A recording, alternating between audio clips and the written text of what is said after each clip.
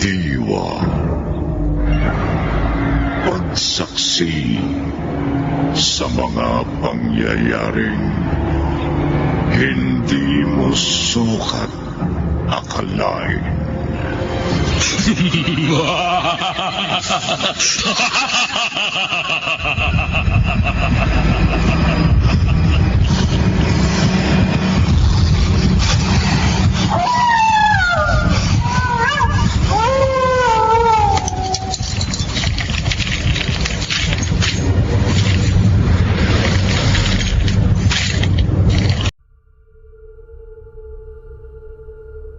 Kamusta ka na, Sir Neb?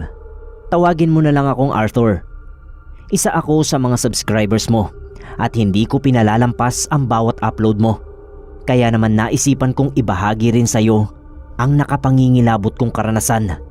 Sana naman ay mapili mo ito. Playboy ako, Sir Neb. Napakarami ng babae ang dumaan sa aking mga kamay. Mga babaeng matapos kong pagsawaan ay parang walang silbing binabasura na lamang. Madalas akong pagsabihan ng aking ina dahil sa ugali kong ito. Sigurado raw na mapapahamak ako kung hindi ako titigil. Pero hindi ko naman siya pinakikinggan. Ang sinasabi ko lang lagi sa kanya ay matinik ako at malabong mapahamak. Nagkakasya na lang tuloy sa pagngingit-ngit sa akin ng nanay. Hanggang sa mabuntis ang isa sa mga babae ko. Pinipilit niya ako na pakasalan siya. Pero hindi ko naman talaga siya mahal, Sir Neb. Isa pa ay may nakapagsabi sa akin na hindi lang ako ang boyfriend niya. Ano bang malay ko kung ako talaga ang ama ng dinadala niya? Pulis ang ama niya. Pinagbantaan ako nito na may masamang mangyayari sa akin kung hindi ko pakakasalan ng kanyang anak. Pero ayaw ko talagang patali sa babaeng yon. Kaya ang naisip ko na lang ay magtago. Sa isang malayong lugar ako napadpad. Sa mga kumpare ko. Doon ko nakilala si Maris, ang babaeng corny mang sabihin ay totoong nagpatibok ng aking puso. Pinasya kong ligawan si Maris, pero pinaalalahanan ako ng kumpare ko. Mangkukulam daw ang ina ni Maris. Baka raw paglaruan ko lang din si Maris. Tiyak daw na magbabayad ako sa kamay ng ina niya. Laking lungsod ako at hindi naniniwala sa kulam. Sinabi ko na lang sa kumpare ko na malinis naman ang intensyon ko kay Maris. At niligawan ko nga si Maris. Pero binigo niya ako. Hindi raw niya ako gusto. Noon lang ako nakaranas na mabasted ng babae at nasaktan ako talaga. Kahit gusto ko talaga si Maris ay napagtaasan ko siya ng boses. Sinabi kong isang hamak na taga-bukid lang siya para tanggihan ng isang katulad ko. Narinig pala ako ng ina niya. Walang sabi-sabing sinugod ako nito ng kalmot. Nahagip ako sa kaliwang pisngi. Umagos ang dugo ko dahil sa matutulis at maiitim nitong kuko. Akala ko, pangkaraniwang kalmot lang ang natamo ko. Hindi pala. Pagdating ko sa bahay ng kumpare ko, ay magang-magana ang kaliwang pisngi ko at sobrang sakit ng mga sugat ng kalmot. Lalo pa akong nilukob ng takot nang kinabukasan ay mapansin kong naaagnas ang kaliwang pisngi ko. Tulo ng tulo ang nanang may kahalong dugo. Kinilabutan ang kumpare ko nang makita ang kalagayan ko. Lalo na nang ipagtapat ko ang tungkol sa pagkalmot sa mukha ko ng ina ni Maris. Humingi raw ako ng tawad sa kanila at kung hindi, baka mabura ang mukha ko. Naging sunod-sunuran na lang ako sa kumpare ko. Noon din ay humingi ako ng tawad sa mag-ina. Taos puso. At hindi naman nagtagal ay nakamtan ko ang kanilang pagpapatawad. Himalang tumigil ang pag-aagnas ng mukha ko, Sir Neb. At kahit na sa pagdaan ng araw ay naghilom na ng tuluyan ang mukha ko, ay nag-iwan ito ng malaking pilat. Pero ang higit na masakit sa akin ay ang pilat sa puso ko na bunga ng pagkabigo ko kay Maris, ang babaeng tangi kong minahal ng totoo. Nakauwi na nga pala ako, Sir Neb. Umamin na yung babaeng tinakasan ko na hindi ako ang ama ng pinagbubuntis niya. Ipinaaako lang sa akin dahil pamilyado ang totoong nakabuntis sa kanya.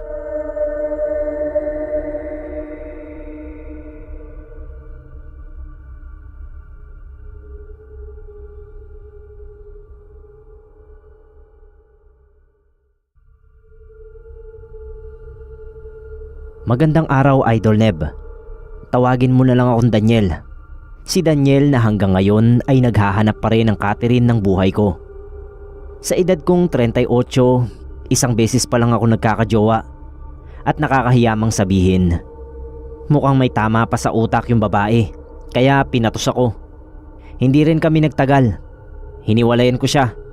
Nawalan kasi ako ng gana nang makita kong inaaway niya ang kanyang sarili sa salamin. Dahil sa pagkatao ko, kaya pinangingilagan ako ng mga babae. Apo kasi ako ng isang mangkukulam. Dito sa liblib na lugar namin, kinakatakutan ng marami ang lola ko. Kasi nga, iyari ka kapag kinulam ka niya. Saksi ako sa mga pangungulam ni lola. May tsismosang pinaikli niya ang dila. May manyakis na pinalaki niya ang itlog at kung ano-ano pa. Pero ang hinding-hindi ko malilimutan ay noong may lumapit na mayamang babae kay lola. Ipinakulam niya kay lola ang kabit ng kanyang asawa, kapalit ng malaking halaga. Pumayag si lola sa gustong mangyari ng babae. Nasilaw si lola sa laki ng ibabayad ng babae. Kinagabihan ay sinimulan na ni lola ang pangungulam sa kabit ng asawa ng babae. Lihim ko siyang pinanood. Nilalagyan niya ng matutulis at matatalas na bagay ang tiyan ng manikang gawa sa dayami. Tamtax, mga pakong bakya, karayom, bubog at blade. Ilang araw ang lumipas, bumalik ang babae. Ibinalita niya kay lola na patay na ang kabit ng kanyang asawa. Bigla ang pagkamatay. Sumakit ng todo ang tiyan hanggang sa mamatay. Kita ko na may inabot kay lola yung babae. Malamang ay bonus. Pero makalipas ang isang linggo, nakita kong gumagapang sa hirap si lola. Masakit na masakit daw ang tiyan niya. Sisinghap-singhap siya. Hirap na hirap huminga. Abutan ko raw siya ng kutsilyo. Nakaagad ko namang sinunod. At ganoon na lang ang gulat ko nang biglang hiwain niya ang kanyang tiyan. Natalsikan pa nga ako sa mukha ng tumilamsik na dugo. Lalong namilog ang mga mata ko nang maglabasan sa hiwa ng tiyan ni lola ang matutulis at matatalas na bagay. Yung gaya ng mga pinasok niya sa katawan ng manikang dayami. Kita ko sa mukha ni lola, medyo naibsa ng sakit na kanyang nararamdaman. Pero maya-maya lang ay sinumpong na naman ng sakit si lola. Mas matindi pa dahil sobrang namimilipit na siya.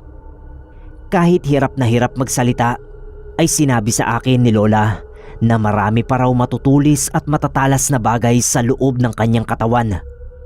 Tumutusok, humihiwa sa mga lamang loob niya. Napansin ko na may pahabang bukol na gumagalaw sa lalamunan ni lola. Tila gustong lumabas. Sabi ni lola, hulihin ko raw yon paglabas sa bibig niya. Pagkatapos ay isubo ko at lunukin para mapasalin sa akin ang kanyang kapangyarihan. Ipaghiganti ko raw siya sa gumawa nito sa kanya. Maya-maya ay umakyat na sa lalamunan ni lola ang pahabang bukol at palundag na lumabas sa bibig niya. 2 kamay na sinalo ko yun. Parang lintayon, Sir Neb. Itim na itim, malamig, malikot, patalon-talon sa aking mga palad. Natakot akong isubo yon. Tinitigan ko lang hanggang sa tumalon yon sa sahig at biglang naglaho. Nang tignan ko si lola, ay nakatirik na ang kanyang mga mata. Patay na si lola, Sir Neb. Sa burol ni lola ay naikwento ko sa pinakamahusay na albularyo sa lugar namin ang nangyari kay lola. Kinulam daw si lola. Gusto kong matawanan. Mangkukulam na kinulam? Hula ko lang, pinaghigantihan si lola ng relatives ng pinatay niya sa kulam. Ipinakulam din siya sa mas makapangyarihang mangkukulam.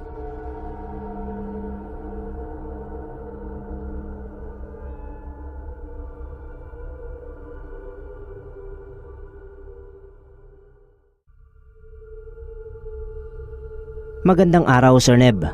Ako si Jimmy, tubong Lucena. Maikli lang ang kwento ko. Pero sana ay mapili mo, para sa gayon ay kapulutan na rin ng aral. Sa aming pamilya, naatang ang pangangalaga sa lola ko sa father side hanggang sa dumating ang huling sandali ng kanyang buhay. Matapos iabot sa akin ni lola ang unan, ay hinila na niya ang kanyang huling hininga. Nag-iyakan kaming lahat na naroroon sa silid. Nailibing na si lola ay hindi ko pa rin maunawaan kung bakit isang unan ang pinamana niya sa akin. At si tatay halatang naghihinanakit. "Anong mapapala mo sa unang yan, Jimmy?" sabi ng tatay. "Buti pa ang apo niya kay kuya, nakamana kahit isang alahas. Kung sino pa ang nakakaluwag." Patuloy pa niya. Sinaway ng inay ang tatay. Huwag daw maghinanakit kay lola. Baka raw may dahilan. Anong dahilan? Ang ipamuka na isang mumurahing unan lang ang katumbas ng apo niya sa atin? Sagot ng tatay sa nanay. Sinabi na lang ng inay sa tatay na mangilabot sa pinagsasabi. Sa isang banda ay hindi ko masisisi ang tatay. Kami pa nga itong nag-alaga kay lola. Pero bakit nga ganun? Kahit may sumibol ding hinanakit sa puso ko, nilagay ko sa bodega ang pamanang unan ni lola. Sabi ko sa sarili ko, pampakalat lang yon sa aking kwarto. Huling taon ko na sa kolehiyo. Sabi nga kumakaway na sa akin ng magandang buhay. Pero biglang natanggal sa trabaho ang tatay. "Kailangan mo munang tumigil sa pag-aaral, Jimmy." Malungkot na sabi sa akin ng tatay. Hinayang na hinayang ako sa pagkakatigil ko, Sir Neb. Hanggang sa isang gabi, nagpakita sa panaginip ko si lola. Malungkot na malungkot siya. "Ang unan, apo! Ang unan!" Aniya sa garalgal na tinig. Kinabukasan, kinuha ko sa bodega ang unan at maayos na nilagay sa aking kwarto. Baka kaya nagpapakita sa akin si lola sa panaginip ay dahil nagdamdam siya, dahil hindi ko pinahahalagahan ang kanyang pamana. Pero nagpakita pa rin si lola sa aking panaginip. Gabi-gabi, baka ang pamana niyang unan ang gusto niyang gamitin ko sa pagtulog. Yun ang naisip ko. Ginamit ko yung unan, Sir Neb. Pero nagpakita pa rin siya sa aking panaginip. "Ang unan, apo! Ang unan!" ang sabi na naman niya. At sa pagkakataong yon ay lalo akong kinilabutan dahil bigla siyang lumuha ng dugo. Ewan ko rin kung bakit, pero biglang may pumasok na hinala sa isipan ko. Ginupit ko yung unan at hindi ako nagkamali. May nakatago sa loob ng unan. Pera. Maraming pera. Malamang ay dito itinago ni lola ang lahat ng kanyang inipon, pati na yung mga naiwan ni lolo. Ipinaalam ko yon kina tatay at nanay. Napaluha kaming tatlo at samot-sari ang emosyon at nagawa pa talaga naming maghinanakit kay lola. Pero ang totoo, kami talaga ang mas pinahahalagahan niya. Nakapagpatayo kami ng munting negosyo, Sir Neb. Nakatapos din ako sa pag-aaral at nagkaroon ng magandang trabaho. Yung iba doon sa salapi ay ibinahagi ni Papa sa pamilya ng kapatid niya. Nararapat lang na mabahagian din sila.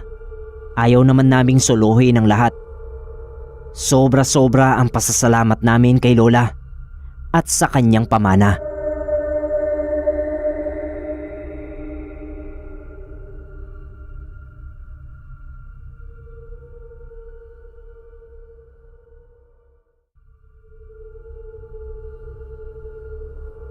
Tawagin mo na lang akong Gino, Sir Neb. Ang sabi ng iba ay mabait ako. Mahiyain. Tama naman sila. Para akong maamong tupa. Pero kapag nalasing ako, daig ko pa ang mabangis na leon. Nagwawala. Naghahamon ng away. Binata pa ako, Sir Neb. Ulila na sa ama. Kung kaya ang ina ko na ang mag-isang nagpapasan ng masama kong ugali. Madalas niyang sinasabi sa akin na kung hindi ako titigil ng pag-iinom, ay dalawa lang ang kahihinatnan ko. Ospital o sementeryo. Pero hindi ko naman maiwasan ang alak. Makapangyarihan ng kaway ng barkada. Tsaka sa tingin ko Alkoholik na ako. Kaya kahit alam kong masama akong malasing, wala akong magawa para pigilan ang sarili. Hanggang sa magkatotoo ang sinabi ng inay. Isang araw na malasing ako, ay gumala ako sa kalsada at naghamon ng away. Isang lalaking bumibili sa tindahan ng kinursunada ko. Matapos ko itong pagsabihan ng kung ano-anong masasakit na salita, ay walang sabi-sabing bumunot ito ng balisong. Sinaksak ako ng sinaksak. Mabuti na lang at ospital at hindi sementeryo ang binagsakan ko. Marami akong tinamong saksak pero hindi napuruhan. Gayunpaman, umasa ang inay na yun na ang magiging daan ng aking pagbabago. Maging ako, nangako pa nga ako na hinding-hindi na ako iinom. Pero nang gumaling ako ng lubusan, bumalik na uli ako sa paglalasing. Ang inay ay nagsawa na yata sa pagsasabi sa akin. Nagpaalam siya isang araw na pupunta muna sa kanilang probinsya. Naisip ko na baka iiwas muna siya sa konsumisyon sa akin sa tuwing ako ay malalasing. Hindi naman nagtagal at umuwi rin ang inay. At hindi ako makapaniwala dahil may pasalubong pa siyang lambanog sa akin. Nagtataka lang ako dahil ang karaniwang mga nakababad sa lambanog ay ubas, mansanas at langka. Pero yung dala ng inay ay pira-pirasong itim na kahoy ang nakababad. Tinikman ko ang lambanog. Napakasarap. Noon lang ako nakatikim ng ganoon kasarap na inuming nakakalasing. Hindi ko yun tinigilan hanggat hindi naubos. Nalasing ako ng husto. Parang tsubibo na umiikot ang mundo ko hanggang sa magsuka ako. Dati na akong nagsusuka kapag sobra ang lasing. Pero nang mga sandaling yun ay kakaiba ang sinusuka ko. Tansan. Sandamukal na tansan ng mga nakakalasing na inumin. Ang sakit, nakakayod ang lalamunan ko hanggang sa magdugo na. At gano'n na lang ang gimbal ko, Sir Neb.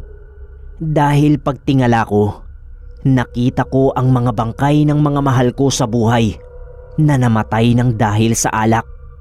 Ang tatay ko na namatay sa liver cancer, ang tito ko naman na namatay sa stroke, at ang pinsan ko na namatay sa pancreatitis. Nag-iinuman sila sa lamesang korteng nicho.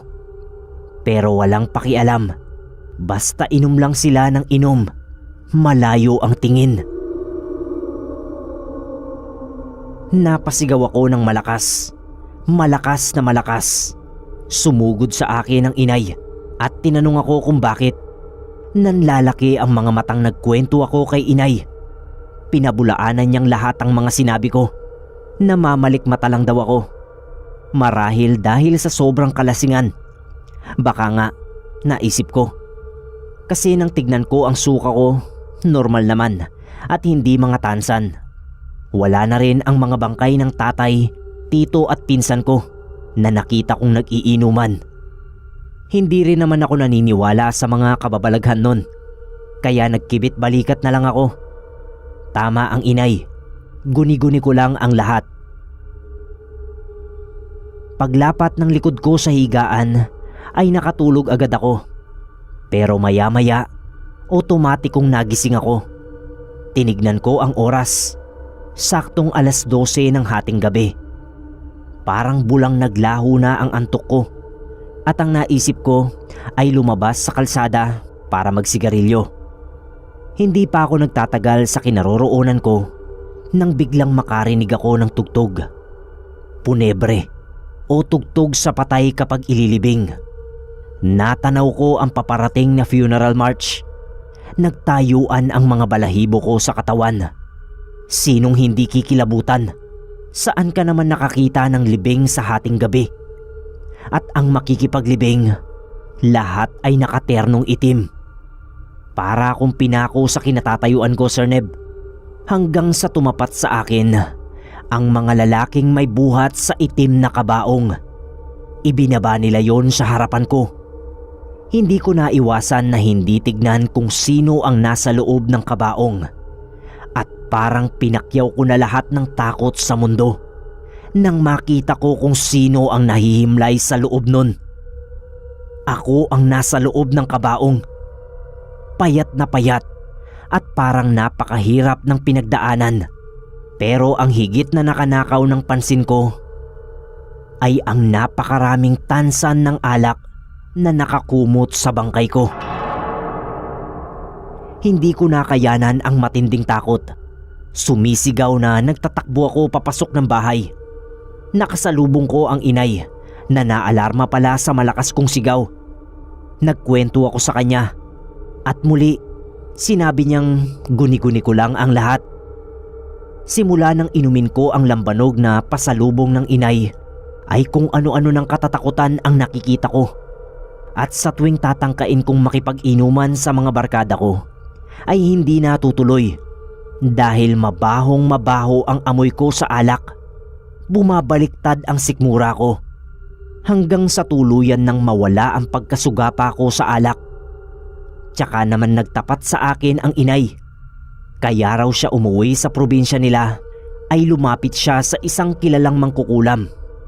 Humingi ng tulong para mahinto na ang pag-iinom ko. At ang gamot ngang binigay ng mangkukulam sa inay ay ang lambanog na may bulong at babad na pira-pirasong itim na kahoy na kung tawagin ay sinukuan. Nagdulot man ng sari-saring takot ang lambanog na yon sa akin, ay nahango naman ako nito sa pagkasugapa ko sa alkohol at sa tiyak na kapahamakan. Salamat sa kakaibang kulam. Salamat sa pagmamahal ng inay.